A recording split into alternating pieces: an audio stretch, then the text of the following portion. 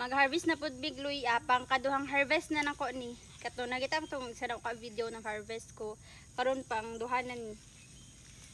Try nato. Uy, di maibot. Wala. Tan. Uy, mag-ibot. Kani isa lang kaani.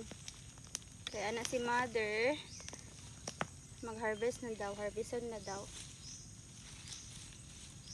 Pak, sino pa dyan? Magtanom na pud mig. Napaman may mga tanom dito sa pikas. So kani, mo ni mga unang gitanom, so ibton na nato siya. Kaya na pud may magamit.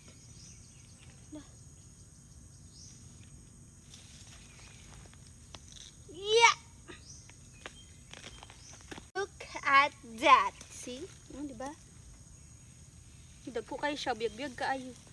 Hiyang kaayo sila itanom diri sa ano. Hiyang. Anapod may magamit, kay sige ra may gluto. Pampawalag lang sa pagtanom na pod mo para na may ma-harvest maski sa mga likod-likod ng sa inyong balay magtanom.